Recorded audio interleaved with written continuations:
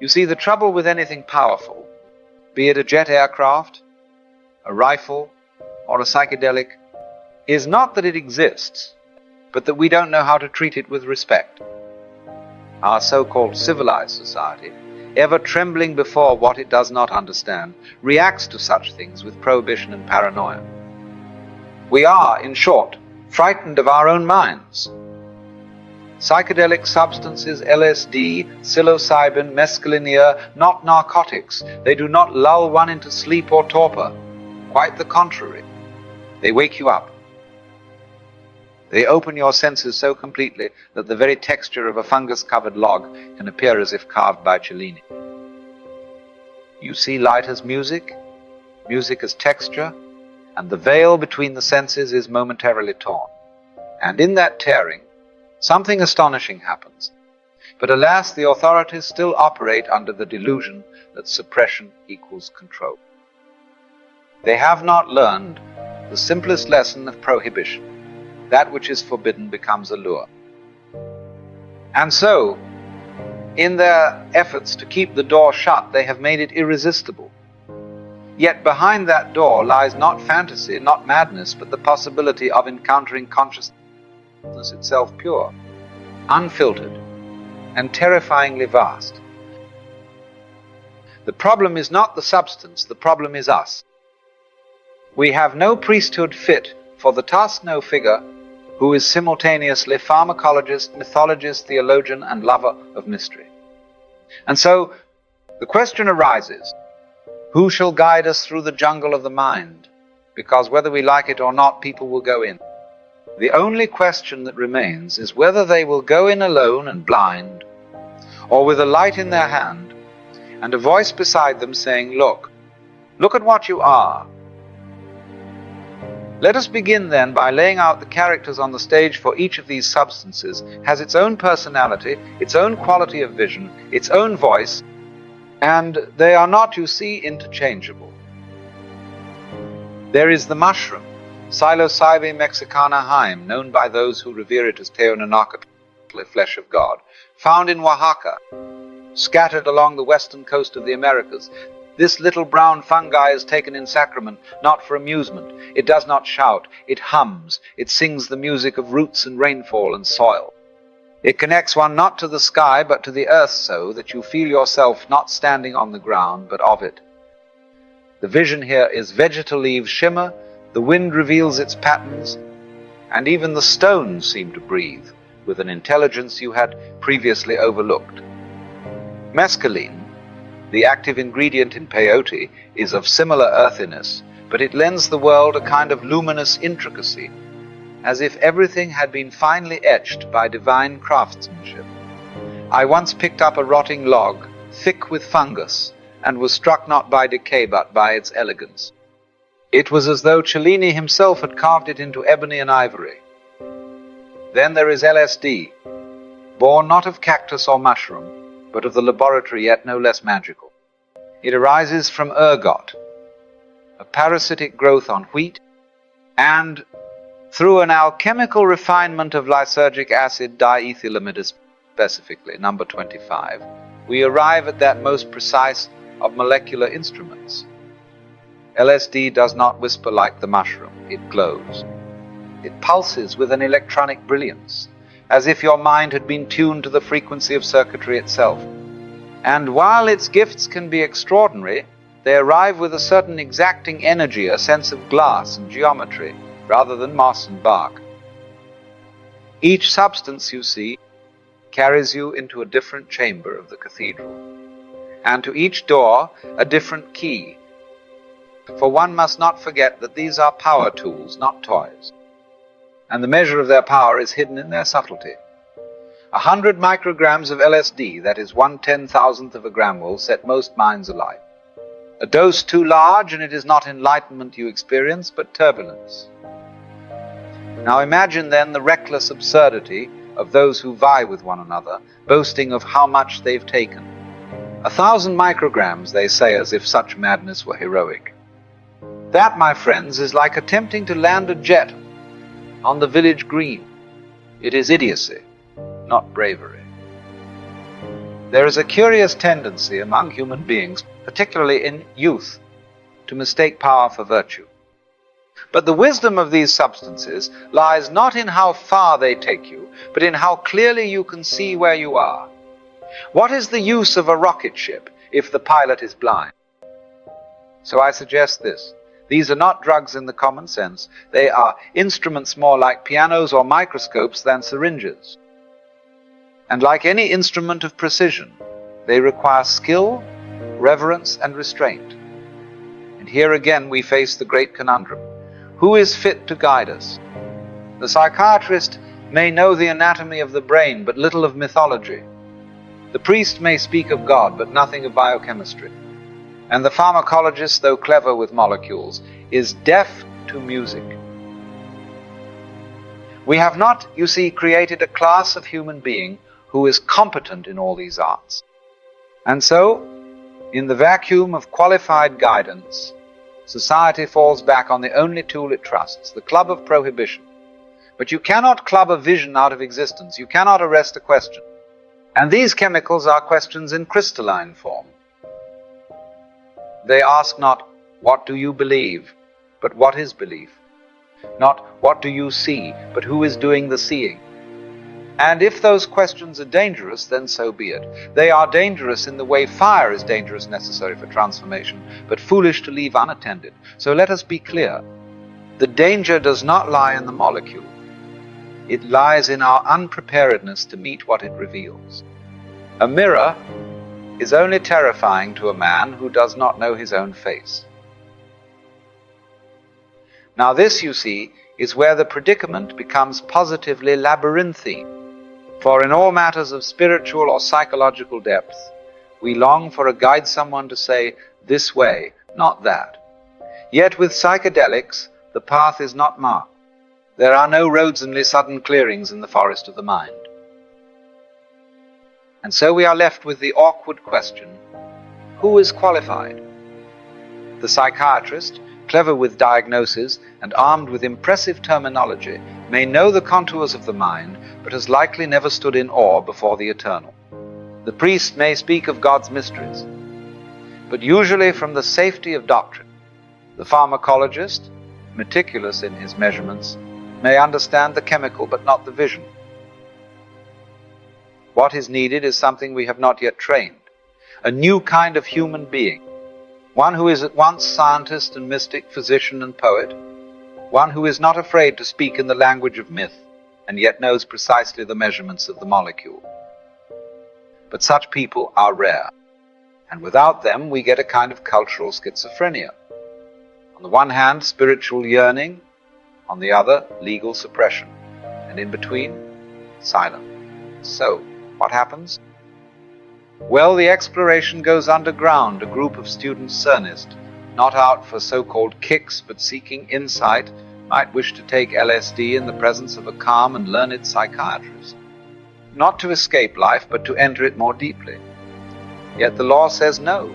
It would be illegal for such a doctor to participate. And thus the absurdity, the very conditions under which the experience could be most safe and fruitful, are forbidden, and into that vacuum steps crime, organized or disorganized, idealistic or greedy. Molecules move from hand to hand like contraband treasure, but without the ritual, without the preparation, without the why. And so the vision loses its center and becomes spectacle. That is where the danger lies, not in the substance, but in its exile. Once the curtain is drawn back, then we enter what I might call sensory jazz. The ordinary world begins to breathe. Walls ripple as if woven of cloth. The pile of a carpet becomes a writhing jungle of threads, and the sounds, good Lord, the sounds, they do not simply strike the ear, they pass through you like wind through a harp. This is no hallucination in the psychiatric sense, for one does not mistake these visions for objects in the public shared world. One knows full well that the world is not made of rubber and lace, but something in it shimmers. One might look at a sea urchin shell, and suddenly every spine begins to wiggle, not randomly, but in exquisite coordination. A breathing, pulsing geometry. Is it the shell, the eye, or the mind that makes it dance, what you begin to realize is something quite unnerving, that perception itself is active, not passive, that your eyes do not simply receive, they compose, and your ears sculpt the music they seem merely to detect. The senses are not windows. They are instruments, each one a tuning fork to the symphony of existence. And then, the great reveal, all the senses are one. You touch light with your eyes. You feel music with your skin. You smell time. You see silence. This is not poetry, it is direct experience. The boundaries between senses collapse, revealing a single, unified field of awareness, as if your consciousness were not a bundle of inputs, but a single humming flame. And in this flame, the familiar becomes strange, the ordinary becomes sacred, and the world you thought you knew reveals itself to be, well, not false but unfixed, not illusion but illusion-shaped. It is not that the world is wrong, it is simply that you were asleep in it. And now, for a moment, the veil has slipped. Now, here is where the whole show begins to turn inside out. For under the influence of these sacraments, one discovers something deeply unsettling to the ordinary mind, that opposites are not opposed, they are related, and not merely related but interdependent. They imply one another. You see, we are trained to think in terms of either or, good or evil, life or death, self or other, but these substances facilitate a curious shift-tone, moves from either or to both, and it is not this or that. As inseparable as front and back, up and down, inhale and exhale. Gestalt psychology hints at it. Show someone the silhouette of two faces in profile. What do they see? Two people about to kiss, or a chalice between them? They can see one or the other, but rarely both at once. And yet both are there. The image doesn't change. Only attention does. Likewise, we say a circle drawn on a blackboard is a ball. Rarely do we say it's a hole in a wall, but of course both descriptions are valid. Figure and ground define one another. And so in the psychedelic state, one feels not thinks, but feels that self and world are one system.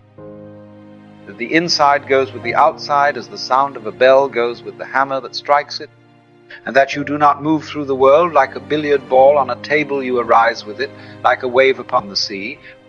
But Thano, dear, this realization has a tendency to unnerve.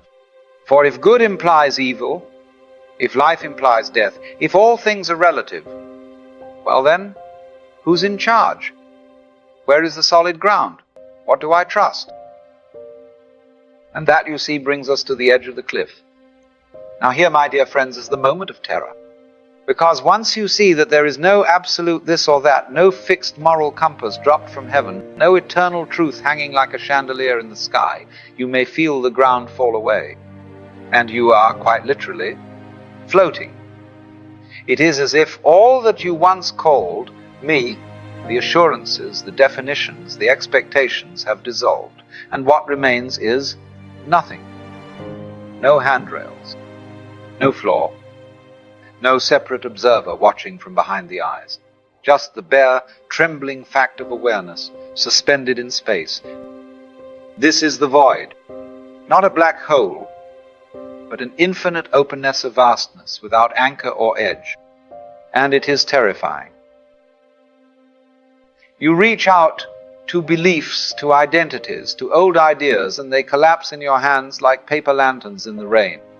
And then the panic may arise. Will I stay like this? What will I become? What if I do something terrible? What if I lose myself forever? But if you can just let go, if you can stop clinging to the rock that is falling with you, and simply fall, then something marvelous occurs.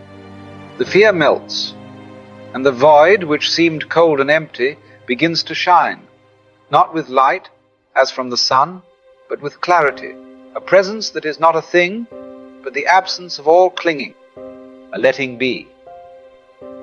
You discover that the void is not the absence of self, it is the truth of self. That you were never a fixed thing to begin with, you were always a process, a pattern, a dance. You are the universe pretending, momentarily, to be a person. And so what seemed like death turns out to be awakening. It is here that the great traditions speak of the clear light, the Tao, the Dharmakaya, the God beyond gods. You may call it what you like, but no name will grasp it. It is not an object of experience, it is experience. Or better, that which knows there is experience. And once this is seen, even for a moment it changes you. Not in the sense of becoming something new, but of remembering something ancient. The game of forgetting is over, if only for a time. You see, the void is not the enemy, it is home. Now we arrive at a most curious and subtle question: what is a vision? Because under the influence of these sacraments, people see things. Yes, of course they do. But the trouble is, our modern minds are so terribly anxious about truth and falsity. Is it real?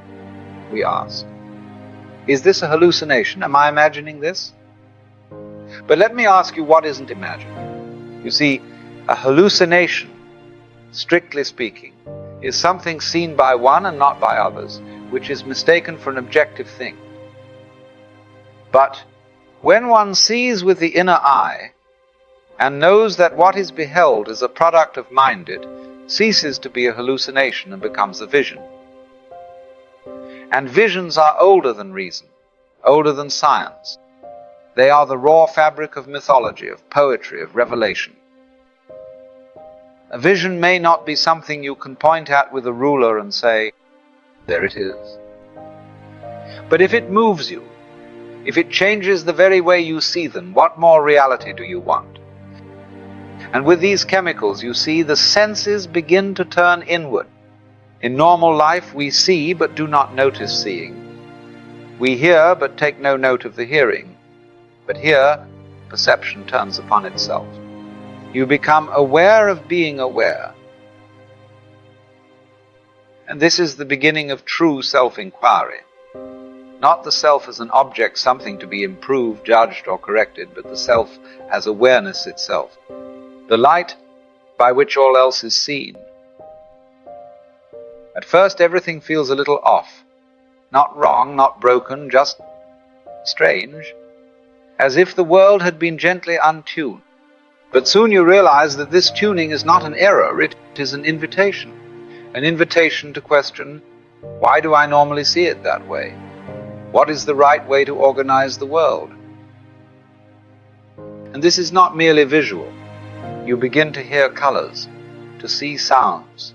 The walls breathe and the breath becomes you. The distinctions between the senses dissolve, and you realize they are all but modes of one fundamental capacity, touch. All seeing, hearing, smelling, tasting, feeling, they are all ways of touching the world. And as you touch it, you realize with no doubt that it is touching you back. Eventually, the storm quiets. The veil that had been torn open begins to mend. The dancing patterns still, the colors soften, and the senses begin to settle into their familiar grooves, and you find yourself once more in the everyday. But something has changed. You see, the sacred trick of the whole thing is this. You return to precisely the same world, but now you see it. As if for the first time, the ordinary becomes radiant. You sit with a cup of tea, and it is no longer just tea. It is a miracle in a cup. Light, water, warmth, time all condensed into this simple moment, a whisper from the cosmos saying, you are home. And you begin to realize there never was a separation between the sacred and the mundane, between enlightenment and confusion. The luminous vision and the dull routine were never two different things. One is simply the unmasked face of the other. Relativity, you see, is not a problem. It is the key. Because all things are interrelated, good with evil, light with dark, form with emptiness. This is not moral confusion, it is the fundamental harmony of opposites. Just as opposite petals emerge from the same flower, so too do all extremes arise from the same center. And once this is seen even dimly, you are changed. Not in the way that a caterpillar becomes a butterfly, but more like one who suddenly remembers, "Ah, yes, I knew this long ago." You return, yes, but you are not the same one who left, because now you have seen through the veil. You have played hide and seek with God. And whether you remember the vision clearly or not, the knowing remains, like a seed planted in the soil of the soul. And perhaps one day, in a moment of silence or sorrow or laughter, it will bloom again. One of the greatest confusions in the modern world is this peculiar idea that control means suppression. That to be a controlled person is to be one who denies himself, disciplines his instincts, and walks always in a straight line. But true control, like that of a dancer, is not rigidity. It is grace. You don't control a car by locking it in the garage. You control it by learning how it moves, how it responds, how to dance with its weight and motion. Likewise, to control desire is not to strangle it, but to know it intimately and move with it wisely. Now, when it comes to psychedelics, our so-called authorities have not understood this. Instead of seeking a sane and sacred relationship with these substances, they have chosen the blunt instrument of prohibition. Lock it up! Stamp it out! Pretend it doesn't exist, as if that ever worked. You cannot forbid curiosity. You cannot outlaw the imagination. And so what happens? The very act of suppression makes these sacraments more alluring. They become symbols of rebellion, of mystery. And into that vacuum rushes the black market filled, not with initiates, but with profiteers and amateurs. The tragedy is not that people are taking these substances. The tragedy is that they are doing so without guidance, without context, and without reverence. Control, in the true sense, would be education, initiation, the cultivation of wise and humble explorers of consciousness, rather than criminalizing their very inquiry. We must come to see that these are not enemies of society. They are simply mirrors, sometimes clear, sometimes distorted, in which we glimpse what lies beneath the mask of the ordinary. To fear that is to fear ourselves. At the heart of all this, you see, is not a chemical, not even an experience. It is a recognition that you are not separate from the world you behold, that the self you've taken as a noun is actually a verb, that what you call I is a process, a happening, a pattern of the universe expressing itself just as a wave is an expression of the ocean.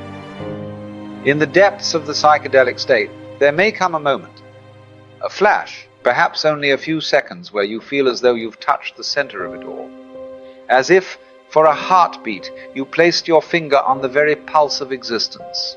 And what was it? It was light. It was laughter.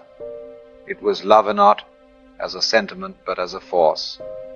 A luminous, boundless, jubilant recognition that this is it. And even as that peak recedes, its echo remains.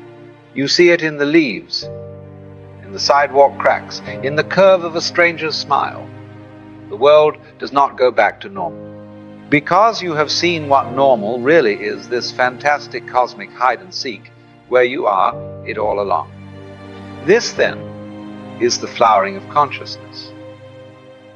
The recognition that opposites are not enemies but partners, that relativity is not chaos but harmony, that even the darkest petal of experience blooms from the same radiant center, and that you are not a stranger in this universe wandering through an alien landscape. You are the universe waking up to itself through eyes that it made, with breath that it lends, for a time that it names now. So whether you return to the garden or stay a while in the forest of the inner world, remember this: the point was never to escape. The point was to see more deeply, more truly, more whole. And so you come back, not enlightened, but lighter, knowing that the game was never to be won. only to be played beautifully.